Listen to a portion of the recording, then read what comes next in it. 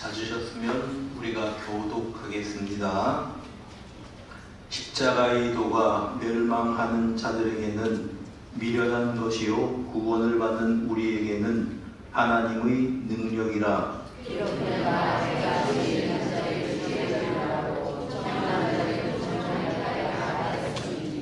지혜 있는 자가 어디 있느냐? 선비가 어디 있느냐? 이 세대의 변론가가 어디 있느냐? 하나님께서 이 세상의 지혜를 미련하게 하신 것이 아니냐? 하나님의 지혜에 있어서는 이 세상이 자기 쪽에도 하나님을 알지 못하므로 하나님께서 저들을 미련하는 것으로 믿는 자들을 구원하시기에 영광하셨다. 유대인은 표적을 구하고 헬라인은 지혜를 찾으나 우리는 십자가의 도가 빈 그리스도를 찾으니 유대인에게는 거룩이 것이고 헬라인에게는 미련한 것이되 오직 부르심을 받은 자들에게는 유대인이나 헬라인이나 그리스도는 하나님의 능력이요 하나님의 지혜니라. 하나님의 어리석음이 사람보다 지혜롭고 하나님의 약하심이 사람보다 강하니라. 아멘.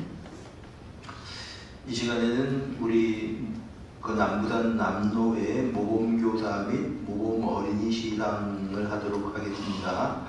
모범교사는 김진숙 권사님입니다. 그리고 모범 어린이는 최세연 어린이. 먼저 김진숙 권사님 잠깐 나가주시기를 바랍니다.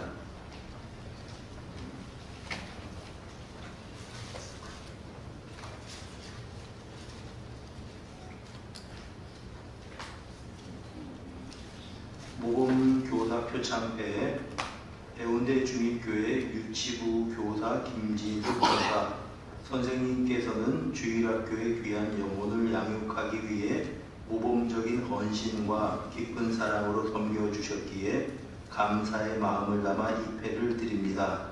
주후 2025년 6월 16일 대한예수교 장로회 남부단 남로회 주일학교 연합회 노예교육부장 이재선 목사 주교연합회장 노중국 시무집사 대독했습니다. 우리 권사님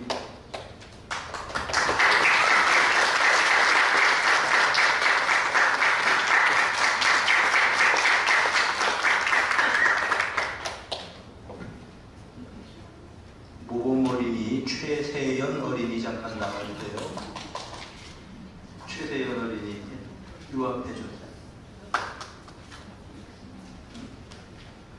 예, 여기를 보고요. 예. 표창장 주교연합회 66-9호 소속교회 해운대 중인교회 성명 최세연 유치부. 위 학생은 신앙생활과 품행이 단정하여 다른 학생의 모범이 되므로 제66회기 남부단 남로회 주교연합회에서 모범학생으로 선정합니다. 이에 표창합니다. 주 2025년 5월 1일 남부산 남로회 주일학교연합회 노예교육부장 이재선 목사 주교연합회장 노승국 집사 대독했습니다. 네, 그러고 보니까 이제 부상으로 여기 문화상품권이 있네요.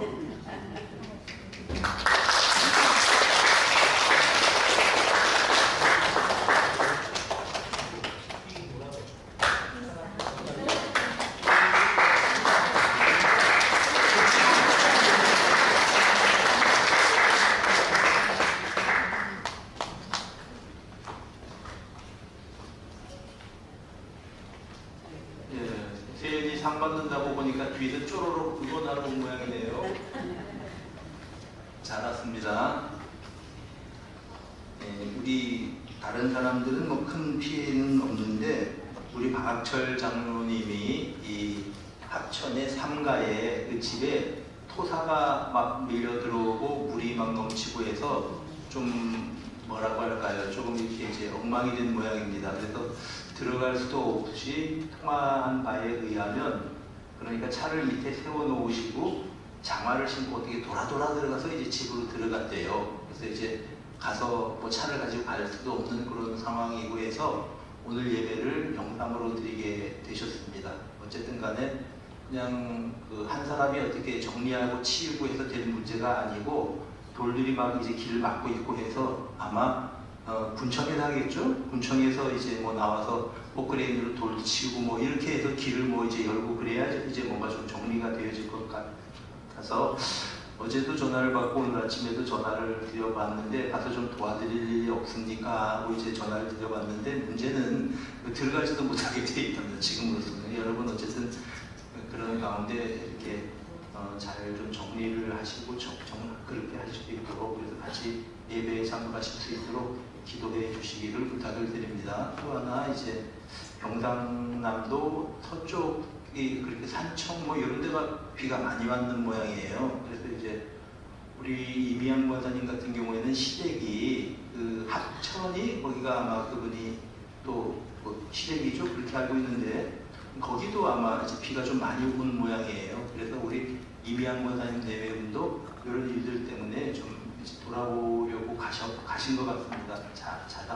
자세한 상황은 아직은 잘 모르겠는데 어쨌든 이런 일들 위해서 기도해 주시고 이분들뿐만 아니라 뭐 비가 엄청나게 왔으니까요. 졸지에 그냥 뭐 집을 잃어버리고 혹은 뭐 이제 한 해 농사를 다 그렇게 망치게 되고 이런 분들이 참 많은데 우리 주변에 여러분 그분들을 위해서 하나님께서 이제 적절한 그런 비를 주시고 또 이제 더 이상의 어떤 재해가 나지 않도록 막아주시고 그들에게 용기를 허락해 주옵소서 이렇게 기도해 주셨으면 좋겠습니다.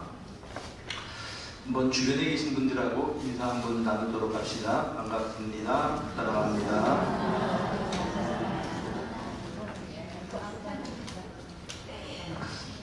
자, 오늘은 이제 우리가 고린도 교회에 대해서 고린도전서에서 이제 네 번째 설교를 하게 됩니다. 고린도 교회가 분열로 서로 나누어져 있다라고 하는 것은 뭐 말씀을 드렸고요. 그러면 고린도 교회가 서로 나누어져 있는데 이 분열에 대해서 해결책은 뭐냐? 그렇게 서로가 사람 중심으로 모여서 서로 싸우고 있는 이 교회 공동체를 어떻게 하면 회복시킬 수가 있겠는가? 이게 이제 과제가 되겠죠. 이 첫 번째 방법으로 바울 사도가 제시한 것이 뭐냐 하면 바로 십자가의 도입니다. 십자가의 도. 자, 분열이 됐으면 원인들이 있을 거 아닙니까? 이런 원인이 있고 저기서는 저런 이유 때문에 이런 것들을 갖다 먼저 다루거나 아니면 그 고린도 교회의 문제들을 하나씩 다루어서 이 문제는 이렇게 해결하고 저 문제는 저렇게 해결을 해야 된다. 이렇게 말하기 전에 먼저 가장 기본적인 문제를 다루고 있는 것을 보게 됩니다. 가장 기본적인 문제, 가장 기초적인 문제, 교회에서 제일 중요한 것이 무엇입니까? 십자가의 도. 그래서 오늘 18절에 보면은 십자가의 도가 멸망하는 자들에게는 미련한 것이고 구원을 얻는 우리들에게는 하나님의 능력이다. 이렇게 말씀을 합니다. 십자가의 도를 말씀하고 있죠. 그런데 이 18절을 자세히 보면 우리가 이제 우리말 성경은 보면 그게 드러나지를 않는데 여기 번역이 생략된 게 하나 있습니다. 그게 뭐냐면 요 앞에 십자가의 도가 그 앞에 가로 열고 가로 닫고 왜냐하면 그런 어떤 그 부사가 하나 생략되어 있어요. 왜냐하면 자 그러니까 왜냐하면 십자가의 도가 이렇게 되는 거죠. 그러면 왜냐하면이 붙어 있다는 건 뭐냐 하면 17절과 관련이 있다고 하는 말입니다. 연계되어 있다고 하는 말입니다. 17절은 무엇을 의미합니까? 그리스도께서 나를 보내심은 세례를 베풀게 하려 하심이 아니다. 자, 지난주에 바울 사도가 내가 세례를 베푼 사람이 어떤 몇 사람밖에 없다 그런 얘기를 하죠. 중요한 건 누가 세례를 베푸냐 하는 것이 중요한 것이 아니고 누구의 이름으로 세례를 받았냐는 것이 더 중요하다고 하는 것입니다. 그 전에 내가 이제 이 진중 세례를 베풀려고 간 적이 있습니다. 진중 세례는 군에 가면 막 그냥 이제 군인들이 쭉 줄 서서 이제 앉아 있어요. 그러면 목사가 한두 사람이 아니라 수십 명 와가지고 이제 가운을 입고 그 옆에 이제 장로님 한 분이 같이 서 계시죠. 그러면 쭉 줄 서서 나오는 사람들 다 성부, 성자, 성령으로 세례를 베푸는 겁니다. 그러면 내가 세례 받는 사람들하고 아냐? 몰라요. 전혀 모르는 사람들입니다. 어떻게 그럼 이 사람들 세례를 받냐 하면은 군 교회를 다니기 시작해서 군에서 이제 예수를 믿겠다고 하는 사람들인데 그러면 세례 문답은 어떻게 합니까? 이제 군인교회 목사님이 다 그런 사람들 강당에 모아놓고 시험을 쳐요. 그래서 이제 삼위일체가 뭐냐 간략하게 시험을 쳐서 합격 정도가 되면 이제 세례를 주는 거죠. 그게 문답이에요. 그러면 이제 나 같은 경우에는 하루에 가가지고 젊은이들이 뭐 수십 명, 수백 명, 몇 명인지도 숫자도 모르겠어요. 한 몇백 명은 됐을 것 같아요. 쭉 늘어서서 세례를 베푸는데 그냥 딴 거 없습니다. 옆에 장로님이 한 분 이렇게 이제 물을 가지고 계시면 성부, 성자, 성령의 이름으로 내가 세례를 베푸느라, 그 사람 이름은 여기 쓰여져 있으니까 견장에 이렇게 이제 암흑에 김 암흑에 써 있거든요. 내가 이제 성부와 성자와 성령의 이름으로 김 암흑에게 세례를 베푸느라 끝이에요. 가고 이런 식으로 한 세례식을 한번 가본 적이 있습니다. 자, 그러면 여러분 한번 생각해 봅시다. 내가 세례를 수백 명한테 베풀었다고 해서 그 사람들 이름을 다 기억하겠습니까? 아니면 그 사람들과 인격적인 어떤 교제가 있겠습니까? 그게 아니거든요. 누가 그러면 그 사람들 입장에서 당신이 세례 준 사람이 누구요? 아마 모를 거예요. 누가 세례를 줬는지도 잘 모를 겁니다. 모르죠. 또 세례 증서를 부대에서 만들어서 하나씩 줄는지는 모르겠습니다. 자, 뭐 때문에 이런 말씀을 드리는 거 아니? 누가 세례를 베풀었냐 하는 것보다 바울 사도에 의하면 중요한 것은 누구의 이름으로 세례를 베풀었느냐, 누구의 이름으로 세례를 받았느냐 하는 것이 중요하다는 것입니다. 그래서 그가 17절에 하는 말씀이 나는 세례를 베풀려고 여기 온 게 아니다. 오직 복음을 전하게 하려고 왔다. 이렇게 말씀을 하죠. 그리고 이제 이 복음이라고 하는 것을 다른 단어로 바꾸면 십자가의 도입니다. 내가 십자가의 도를 전하려고 너희에게로 갔다. 나 세례를 베풀려고 간 거 아니야. 그런데 이 십자가의 도는 사람의 지혜로 한 것이 아니고, 사람의 지혜로 한 것이 아니라, 그렇지 않았더라면 십자가의 도가 헛되지 않게 하기 위해서 나는 이제 이 사람의 능력으로 한 것이 아니라 오직 하나님의 능력으로 한 것이다. 그 다음에 왜냐하면 이렇게 되는 거죠. 왜냐하면 십자가의 도는 멸망하는 자들에게는 무엇입니까? 지혜를 구원받는 우리에게는 무엇입니까? 하나님의 능력. 멸망하는 자들에게는 미련한 것입니다. 멸망하는 자들에게는 미련하기에 내가 너희들에게 십자가의 도를 전했다. 그리고 이 십자가의 도는 사람의 지혜로 한 것이 아니다. 왜냐하면 십자가의 도는 구원 얻는 자들에게는 하나님의 능력이기 때문이다. 멸망하는 자들에게는 어리석다는 것이죠. 우리가 18절을 보면서 십자가의 도가 사람들을 두 부류로 나누어 놓는다라고 하는 사실을 발견하게 됩니다. 십자가 앞에서 모든 인류는 둘로 나누어집니다.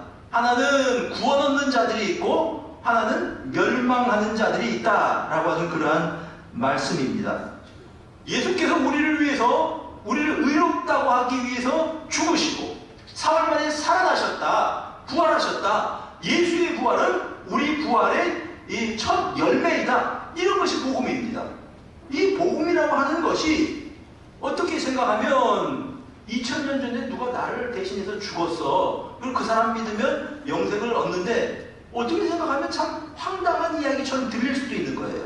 그런데 그것이 십자가의 도가 하나님의 능력으로 다가오는 사람들이 있다고 하는 것입니다. 그 사실이 내가 마음에 받아들여지고 이 복음을 나의 복음이라고 고백을 한 사람들이 있다라고 하는 것입니다. 바울 서신에는 복음을 나의 복음이라고 고백한 곳이 두 곳 있습니다. 자, 여러분 생각해 보세요. 복음의 내용이라고 하는 것은 예수 그리스도에 대한 소식입니다. 그는 원래 이제 이 다윗의 후손에게서 나셨습니다. 그리고 이제 성령의 능력으로 하나님의 아들로 인정되셨습니다. 부활하심을 통해서. 그게 복음이거든요. 그분에 대한 소식. 근데 그것이 그런 어떤 이런 일들이 있었다라고 하는 어떤 객관적인 사실이 아니라 주님이 죽으신 그 사건은 나를 위해서 죽으신 사건이고, 그리스도 예수의 부활은 내가 부활할 그 사실에 대한 예표다 라고 고백할 수 있는 어떤 시점이 있다고 하는 말입니다. 그 시점이 바로 거듭나는 시점이고, 바로 그런 일들을 경험한 사람에게는 십자가의 도가 하나님의 능력이다 라고 하는 그런 말씀입니다. 자, 여러분, 그렇다면 우리가 이 십자가 앞에서, 십자가의 도라고 하는 이 말씀 앞에서 나를 한번 살펴볼 필요가 있습니다. 여러분들에게 십자가의 사건은 터무니없는 옛날 이야기, 아니면 어떤 한 사람이 겪었었던 어떤 일, 그렇게 여러분들에게 이해되십니까? 아니면 예수께서 십자가를 지신 그 사건은 나와 관련 있는, 내 생명과 관련 있는 사건으로 여러분들이 인정하고 계십니까? 여기에서 인류가 갈라지는 겁니다. 멸망받는 자들과 구원 얻는 사람들로 갈라지는 것입니다. 언젠가 예수 그리스도의 그 십자가의 사건이 나를 위해서 죽으신 그 사건으로 내가 인정되고 그 마음으로 받아들이고, 그리고 그 사실이 너무 감사해서 주님을 위해서 내 인생을 드리겠다고 결심할 수 있는 어떤 지점, 그 거듭난 그 지점이 있는 사람을 우리는 그리스도인들이라고 이렇게 부르는 것입니다.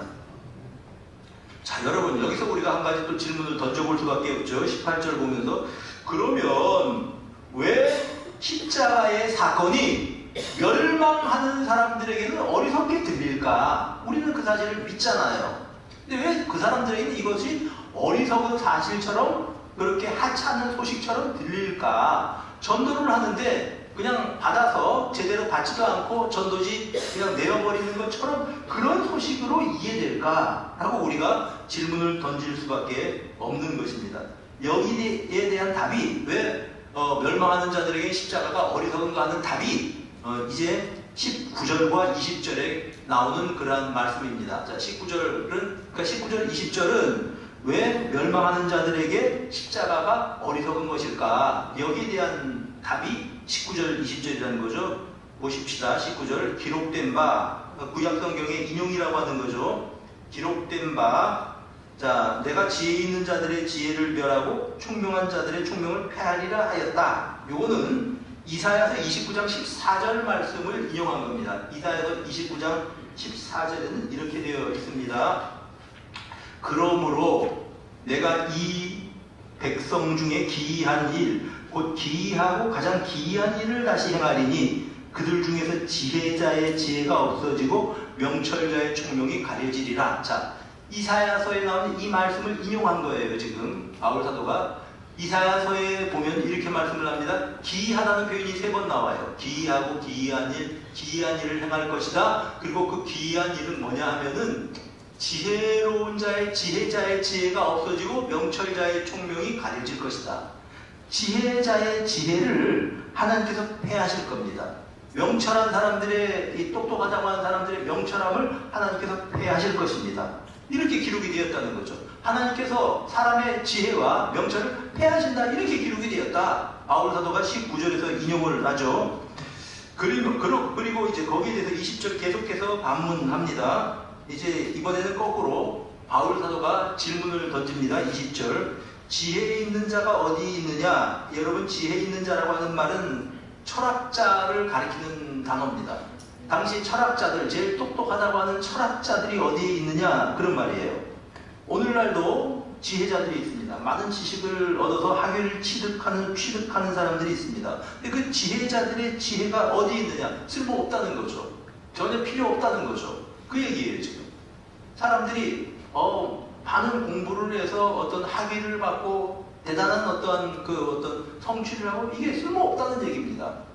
가만히 보면 설교자들의 설교를 들어보면요, 신학을 공부해서 탁월하게 박사학위를 받은 사람들 설교를 가만히 들어보면 말을 어렵게 해요, 일부러. 그래서 이제 우리 집사람하고 설교를 들으면서 굉장히 쉬운 얘기인데 왜 그렇게 어렵게 할까? 사람들이 알아듣기 어려운 그 어떤 학구적인 용어로 굉장히 현학적인 표현을 쓰더라는 얘기죠. 참, 그러니까 사람들이 많이 배우고 뭐 어떤 학위를 가지고 이런 사람들은 그렇게 자기 가지고 있는 그 성경을 표현을 하는 거죠. 근데 성경에 보니까 지혜 있는 자들의 지혜를 멸한다. 세상 지혜를 말하는 거죠. 철학자들의 지혜를 멸한다. 그렇게 말합니다. 그 다음에 선비가 어디 있느냐? 이렇게 질문을 하죠. 지혜자들이 어디 있느냐? 하나님 앞에서는 뭐 별로 그렇게 중요한 것이 아니라는 겁니다. 그 다음 선비가 어디 있냐? 여기서 말하는 선비는 우리 한국 사람들이 말하는 선비가 아니라 그라마투스라고 하는 단어인데 서기관들을 의미합니다. 구약 성경을 기록하는 사람들, 여러분 이제 복음서에 서기관이라고 나오잖아요. 그라마투스, 이게 기록하는 사람들, 성경 기록하는 사람들, 성경 연구하는 사람들이 어디 있느냐 하는 얘기입니다. 그런 것들이 사실은 별 쓸모가 없다는 얘기죠. 오해하지 마시기 바랍니다. 성경 공부하는 게 필요 없다고 하는 얘기가 아니고 그것을 가지고 절대시하고 그것을 통해서 하나님을 발견하려고 하는 것들은 쓸모없는 거다. 이렇게 말하는 거죠. 그 다음에 이 세대의 변론가가 어디에 있느냐 이렇게 말합니다. 이 변론가라고 하는 단어는 오늘날에 말하자면 이제 논리적으로 무엇에 대해서 토론을 하고 해서 상대를 설복시키는 사람들을 말합니다. 변호사라고 할까요? 그런 어떤 사람들. 그런데 여기에 말하기를 이 세대에 있어서 변론가가 어디에 있느냐. 자, 지혜자, 선비, 변론가들로 표현되는 어떠한 논리가 탁월하고 그리고 지식이 많고 그리고 말을 잘하고 하는 그런 사람들의 능력, 그런 것들을 하나님께서 폐하셨다고 하는 겁니다. 하나님께서 그런 것들을 폐하셨다고 하는 것입니다. 자, 그 다음에 그러니까 여기에서 20절을 통해서 볼 수 있는 것이 우리가 예수를 믿게 되는 것이 어떤 논리적인 설명을 통해서 이루어지는 것이 아니고 또 어떤 윤리적인 삶이나 아니면 그 어떤 고행, 힌두교도들처럼요 고행을 통해서 얻어질 수 있는 것이 아니라고 하는 말입니다. 자, 그러면서 21절 한번 보겠습니다. 한번 같이 읽어봅니다. 시작.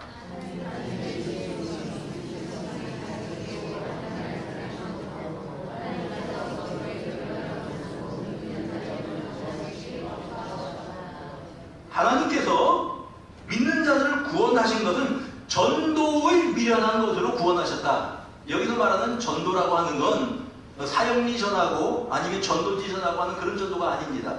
여기서 말하는 전도라고 이렇게 번역되어 있는 단어는 케류구마예요. 무슨 뜻인가 하면 선포라고 하는 말입니다. 예수 믿는 것을 믿게 된 것은 선포를 통해서, 복음의 선포를 통해서 된 것이다, 이런 말입니다. 케류구마, 오늘날 표현으로 말하면 설교라고 할 수 있을까요? 이제 그런 거예요. 우리가 예수를 믿게 된 것은 우리가 이성적으로 납득이 되어서 그런 거 아닙니다. 말씀이 선포될 때 그 말씀이 선포되는 그곳에 성령께서 역사하셔서 그 말씀을 알아듣게 하신다는 겁니다. 그래서 우리가 예수를 믿게 되었다라고 하는 것이죠. 그것이 사람들에게 무언가 설명을 통해서 웅변을 통해서 그렇게 해서 그들이 예수를 믿게 된 게 아니라고 하는 그러한 말씀입니다.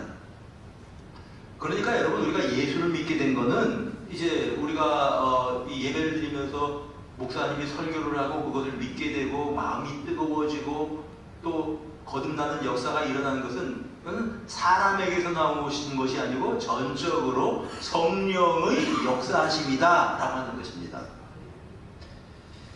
이 성경에 보면 참 재미있는 사건이 하나 있죠. 민수기에 보면 이스라엘 백성들이 광야 생활을 할 때의 일입니다. 막 불평해요. 사람들이 길이 험하다 그러고. 이스라엘 백성들이 이제 불평했던 세 가지 이유가 있는데, 하나는 이제 물이 없다, 하나는 먹을 것이 없다, 혹은 먹을 것이 너무 맛이 없다, 만나는 싫다. 그 다음에 세 번째 불평의 이유가 길이 험하다라는 겁니다. 그래, 한 번은 이제 이들이 광야를 걷다 해서 너무 험한 길로만 간다. 쭉 해가지고 그냥 에돔길을 지나가고 모압 사람들 길을 지나가면 가로질러 갈 수 있을 텐데 왜 이렇게 빙빙 돌아가야 되냐는 거죠. 막 불평합니다. 그랬더니 불뱀이 나와서 사람들을 물기 시작합니다. 사람들이 막 뱀독이 올라서 막 앓고 죽기도 하고 집집마다 신음소리가 막 나기 시작합니다. 그래서 모세가 하나님께 기도하죠. 하나님, 이 백성을 좀 불쌍히 여겨주십시오. 그랬더니 하나님께서, 자, 네가 이 백성을 위해서 노수로 뱀을 만들어서 장대에 매달아라. 이 뱀을 보는 사람은 뱀독이 나아서 살게 될 거다. 자, 여러분 한번 생각해 보십시다. 아니, 노수로, 구리로 뱀을 만들어서 장대에 매달면 그거 보면 뱀독이 없어집니까? 상관관계가 없는 거예요, 어떻게 보면. 아니, 구리로 만든 뱀을 쳐다보면 뱀독이 없어진다. 누가 납득할 수 있습니까? 하나님 그렇게 하라고 말씀하시는 겁니다. 근데 모세가 시키는 대로 했어요. 그랬더니 그 말을 믿고 이 구리로 만든 뱀을 쳐다보는 사람은 뱀독이 사라지고 나았다는 겁니다. 자, 여러분, 전혀 상관관계가 없는 사건인 것 같은데 그 뱀을 쳐다보는 사람은 낫겠다고 말씀하신 주님의 말씀을 믿고 바라볼 때에 그 사람이 정말 낫더라고 하는 것입니다. 예수님께서는 그 구리뱀 사건을 요한복음 3장에 모세가 광야에서 뱀을 든 것 같이 인자도 들려야 될 것이다, 이렇게 말씀을 하셨죠. 예수를 믿으면 내가 구원받는다. 예수를 믿으면 죄 용서함을 받는다. 여러분, 죄값을 치르고 죽으신 분은 예수님이십니다. 그런데 그 사건하고 나하고 무슨 관계가 있습니까? 그걸 믿으면 죄 용서함을 받는다고 성경에는 말씀하고 있습니다. 죄는 내가 지었어요. 내가 지은 겁니다. 그런데 죄값을 지고 십자가에 못 박히신 분은 예수님이십니다. 그 사실을 믿는 사람은 그 사실이 나의 것이 된다고 하는 그런 말씀입니다. 여러분, 뱀이 노드로 만든 뱀, 구리뱀을 쳐다본다고 한들 갑자기 증상이 없어지고 설명할 수는 없어요. 그러나 하나님께서 그렇게 말씀하시니 그대로 했습니다. 그랬더니 사람들이 나았다는 거죠.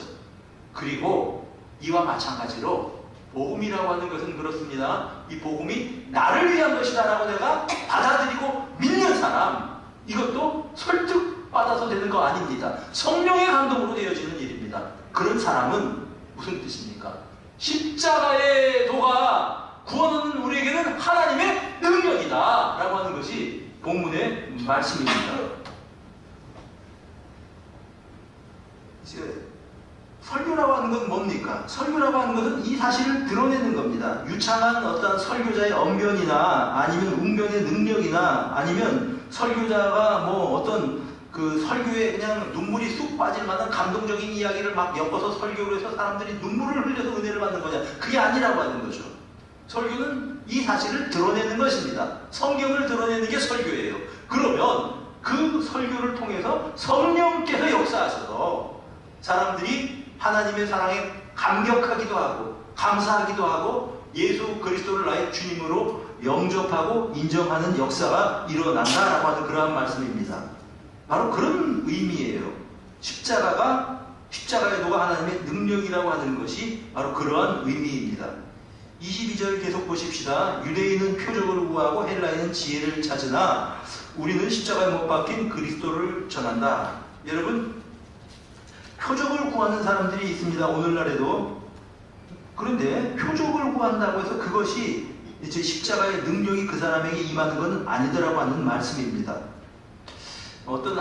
제가 아는 사람이 있는데 이 사람이 암에 걸렸어요. 무슨 암이고 하니 이게 이쪽에 뒤에 뭡니까? 목 쪽에 이렇게 이제 혹처럼 생기는 그런 암이 있거든요.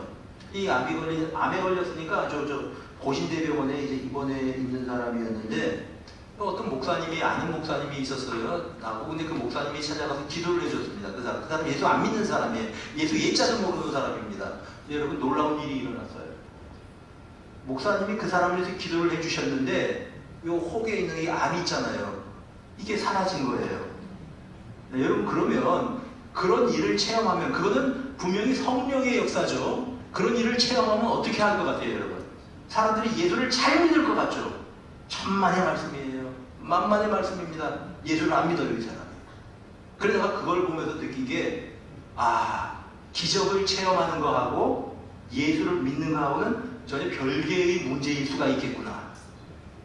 여러분, 병이 나왔는데 기적을 봤어요. 안 믿어요. 그런데 나중에 이 사람이 또 재발했다 그래서 고신복음병원에 또 입원해 있었습니다. 그래서 나하고 우리 처하고 어떻게 아는 사람이었기 때문에 병원에 몇 번 찾아갔습니다. 이제 전도하러 갔죠. 어차피 계속 암이 진행이 되면 죽을 거 아닙니까? 그래서 가서 회개라는 말은 안 썼죠. 인생을 바꾸시고 이제 기적을 보지 않았습니까? 그 하나님을 믿으세요. 백날 이야기를 했는데 여러분, 조금도 받아들이지를 않습니다. 그리고 안 믿고 돌아가셨어요. 바로 그런 거구나. 여기 보니까 23절에 이제 22절에 유대인은 표적을 구한다고 했는데, 그런 이적을 구한다고 해서 이 이적을 체험했다고 해서 그 사람이 신자가 되는 게 아니로구나. 그리고 헬라인은 지혜를 찾습니다.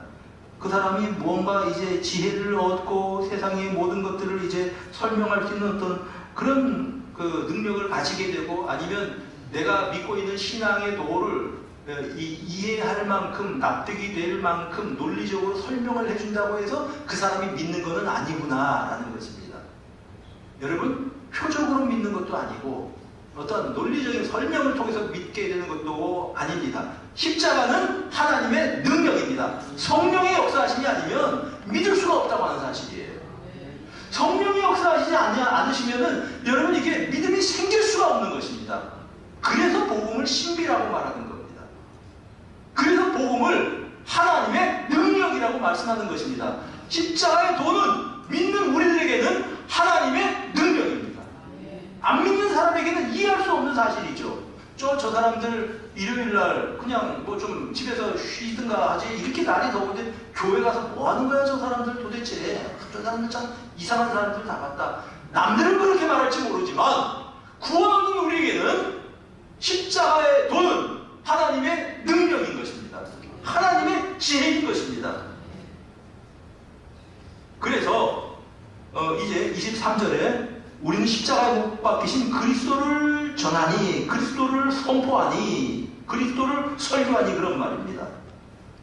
유대인에게는 거리끼는 것이고 이방인에게는 미련한 것이로되 오직 부르심을 받은 자들, 우리에게는 유대인이나 헬라인에게나 그리스도는 하나님의 능력이요 하나님의 지혜다. 십자가의 말씀이 하나님의 능력이요 하나님의 지혜라고 하는 말씀입니다.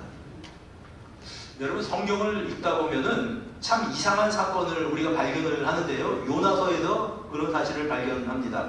자, 요나가 불순종해서 이제 하나님께로 니느웨로 가서 이렇게 회개를 외치라고 하는데 어디로 갔습니까? 요나가 다시스로 가려고 배를 탔습니다. 배를 타고 보니까 그 배에 제일 밑창에, 배 밑바닥에 이제 거기 뭐 피할 곳이 있었던 모양이에요. 거기서 잠을 자다가 뭐 어찌어찌 해가지고 어쨌든 풍랑을 만나서 다시 이제 그가 이제 니느웨로 가지 않습니까? 근데 그 중간 스토리는 뭐 다 아시는 것일 거고요. 자, 근데 이상하게 이 요나가 니느웨에 가서 하나님의 말씀을 전해야 되잖아요.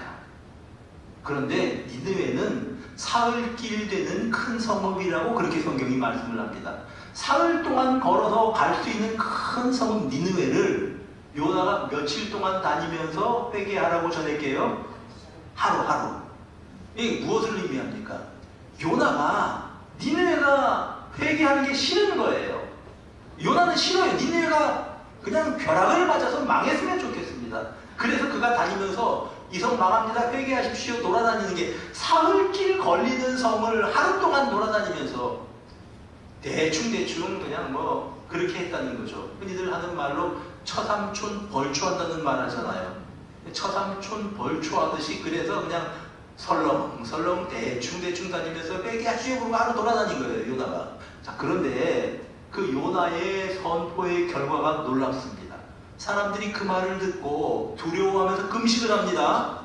보니까 왕이 우리 니느웨 성의 사람들이 막 금식하고 난리가 났습니다. 임금님. 그러니까 무슨 일이냐 한번 좀 알아봐라. 그래, 신하들이 이제 알아보니까 이 요나라고 하는 어떤 사람이 저 이스라엘 사람이, 히브리 사람이 와서 회개하라고 막 외치는데 사람들이 그 말을 듣고 다 두려워서 금식합니다. 그 말을 듣고 왕이 겁이 나는 거예요. 아이고, 이거 우리가 회개하지 않으면 큰 재앙이 우리에게 임하겠다. 그래서 아예 왕이 포고령을 내립니다.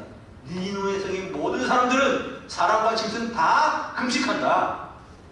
그리고 왕이 베옷을 입고 아이고 하나님, 우리가 죄를 지었습니다, 요나의 하나님 앞에 회개했습니다. 그러자 하나님이 그 모습을 보고 니느웨 성을 용서하시죠. 자, 참 이상하다고 생각하는 건 그런 겁니다. 사흘길 걸리는 그 성에 요나가 대충 다니면서 회개하시오 이러고 다녔는데 그 말을 듣고 사람들이 진짜 회개를 했더라는 말이죠. 이거는 니느웨가 전도를 기가 막히게 눈물이 쏙 빠지게 말을 조리 있게 해서 생긴 일이 아니라고 하는 겁니다. 그 일은 하나님께서, 성령께서 역사하셔서 이루어진 일인 줄로 믿습니다. 여러분, 사마리아 여인에게 예수님께서 전도하신 일을 알고 계시죠? 요한복음 4장입니다. 그 여인에게 전도를 하시고 났을 때 그 결과가 뭐냐 하면 그 여자가 물동이를 내버려 두고 우물가에 자기 동네로 가서, 사마리아로 가서 보십시오. 내가 한 일을 다 이야기한 사람이 있습니다. 그가 혹시 메시아가 아니겠습니까? 이렇게 외쳐요. 여러분 생각을 해보십시오. 이 사마리아 여자가 사람들을 만나는 게 싫어서 눈총이 무서워서 한낮에 정오쯤 되어서 우물가에 물 길러 갔던 여자가 예수님을 만난 다음에 동네 사람들한테 자기 자신을 드러내는 거죠. 당신들 다 알지 않습니까? 근데 내가 어떤 사람 만났는데 내가 어떻게 살았는지 다 이야기하고 나에게 이제 예배에 대해서 생명샘에 대해서 일러주시는 분이 있었습니다. 그분 혹시 메시아 아닐까요? 이렇게 이야기를 하는 겁니다. 이 여자가 어느 날 갑자기 예수님을 만난 다음에 확 바뀌어진 겁니다. 그래서 사람들한테 막 전도를 해요. 자, 그랬더니 그 말을 듣고 사마리아 사람들이 또 회개를 합니다. 요한복음 4장 41절에 보면 이렇게 말씀을 합니다. 39절부터 한번 봅시다. 요한복음 4장 39절. 자, 시작. 여자의 말이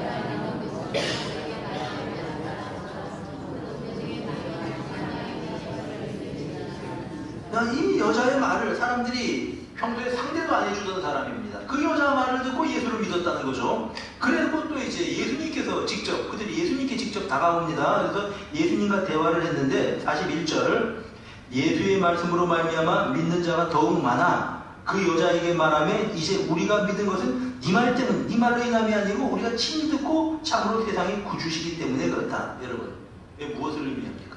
이 여자가 가서 말한 말이 대단한 말이어서가 아니라 그 말을 통해서 사람들의 마음을 하나님께서 움직이시는 겁니다. 성령께서 움직이시는 거죠. 이런 것이 복음입니다. 이런 것이 십자가의 도입니다. 그래서 십자가의 도는 하나님의 능력이고 하나님의 지혜이고 하나님의 성령으로 말미암아 전달된 것이 바로 십자가의 도다라고 하는 그러한 말씀입니다. 바로 이것을 전하는 것이 이제 이 복음을 전하는 것입니다. 이 하나님의 지혜가 사람보다 어리석다 그렇게 표현을 하죠. 1장 25절에 보니까 하나님의 어리석음이 사람보다 지혜롭고 하나님의 약하심이 사람보다 강하다 그렇게 표현을 합니다. 여러분, 우리가 예수를 믿게 됐습니다. 어느 순간에 이제 예배를 드리다가 어느 순간에 예수께서 나를 위해서 죽으셨다고 하는 그 사실 자체가 나의 마음속으로 확 들어와서 내가 그 사실을 받아들이고 믿게 된 겁니다. 내가 아는 어떤 목사님은 이제 그 고등학교 때 그 이제 예배에 참석을 했는데 뭐 죽으려고 그랬다 그래요. 그 사람은 죽으려고 그러다가 예배에 참석을 했는데 동참했는데 그 예배 부흥회에 참석을 했는데 그 사람 말로는 자기는 막 펑펑 울면서 예배당 바닥에 있잖아요. 옛날에 그 바닥으로 막 기어다녔다 그래요. 울면서 아주 그 하나님의 말씀이 자기에게 와 닿을 때 막 그냥 장의자 밑에 가서 뒹굴면서 내가 정말 죄인이다. 누가 그 사람 죄인이라고 그렇게 뭐 이렇게 일러서 그렇게 됐겠습니까? 성령의 역사하심이죠. 그 사람이 예수를 믿고 지금 목사가 되어서 목회를 하고 있는데요. 누가 그렇게 만들었겠습니까? 이건 하나님께서 성령께서 하신 역사이십니다. 사랑하는 여러분, 우리는 눈으로 예수님을 보지 못했어도 또 귀로 그 음성을 듣지 못했어도 그분이 나의 구세주이심을 믿습니다. 성령의 역사하심으로 내가 그 사실을 믿게 되었습니다. 십자가의 도가 이것이 나에게는 능력입니다. 십자가의 도가 나에게는 생명입니다. 그래서 우리는 이 십자가의 도를 전하는 사람들이고 증거하는 사람들인 것입니다. 사랑하는 성도 여러분, 이와 같이 예수 그리스도를 만난 사람으로서 복음의 증인들로 살아가는 여러분 모두가 되시기를 우리 주님의